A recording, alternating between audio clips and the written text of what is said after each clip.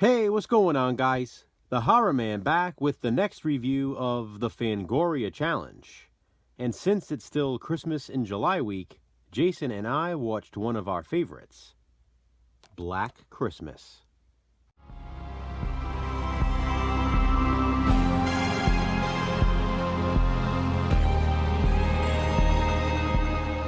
I would say that this is now one of the more popular titles on the list, but at the time the book was released, this one was still pretty obscure.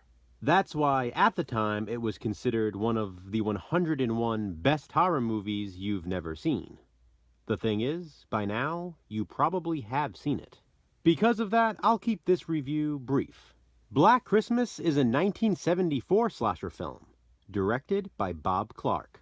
This is the second Bob Clark movie we've reviewed during this challenge, the first being Death Dream. In case for some reason you don't know what it's about, Black Christmas is set at a sorority house during Christmas break. The girls have different plans for the holiday. Some will be going home, and others will be staying at the house. Jess, played by Olivia Hussey, is, let's face it, this is not a spoiler, the final girl. She's dating Peter, a music student who spends most of his time at the conservatory. Apparently not all of his time, though, because he recently got Jess pregnant. When Jess tells Peter the news, he is excited to hear it. Unfortunately, Jess doesn't have the same reaction, and she does not want to keep the baby. This, of course, is upsetting to Peter. He is willing to leave the conservatory, marry Jess, and raise the baby together.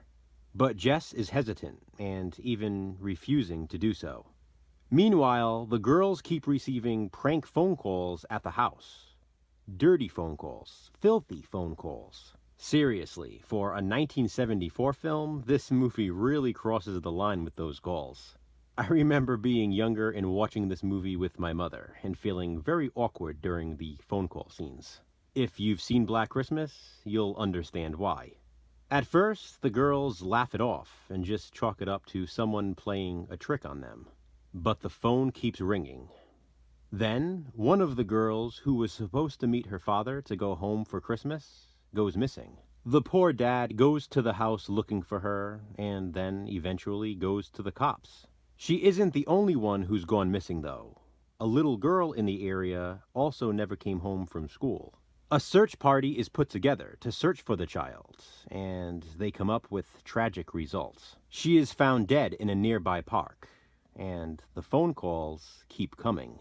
It seems pretty clear by now there's a sicko on the loose. As more of the girls go missing and are ultimately killed, Jess finds herself wondering if Peter may be the killer.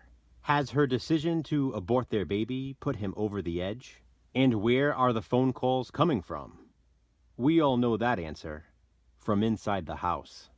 Black Christmas also stars John Saxon, who once again plays a cop. He seems to always play a cop.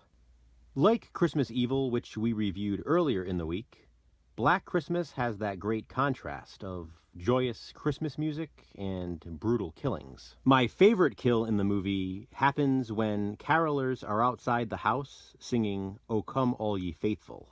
Jason described it best while we were watching this. He said, "This movie drips with atmosphere," and it truly does. Again, it's equal parts a Christmas movie and slasher film. The house is dark and spooky, yet there are Christmas lights and Christmas decorations. Olivia Hussey, as Jess, looks beautiful as always in this. The phone calls, which I mentioned, are extremely unsettling.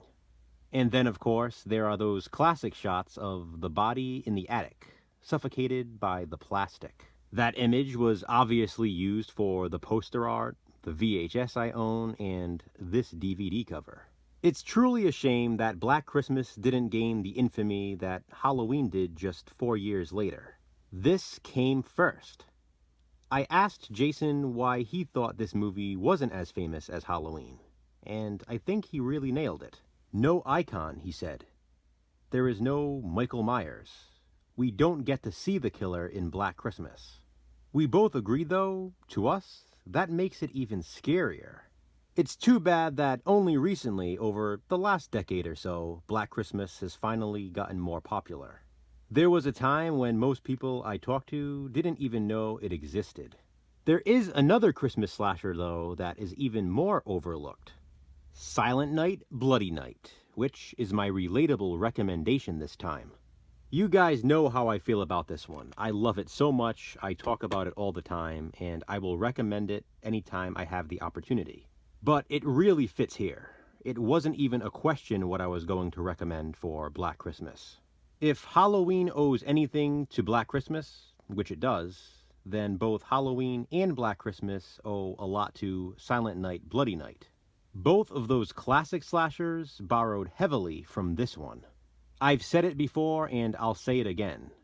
Not only do I consider Silent Night, Bloody Night to be the most underrated Christmas slasher, I consider this to be the most underrated horror film ever made.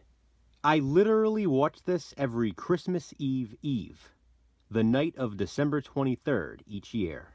And I also watch Black Christmas every year.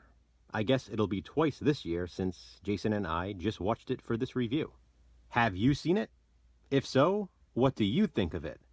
Comment below and let me know. And please be sure to check out Jason's review.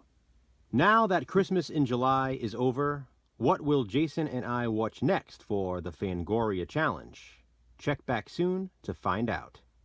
Thanks for watching, guys. Hit that thumbs up and, be kind, subscribe.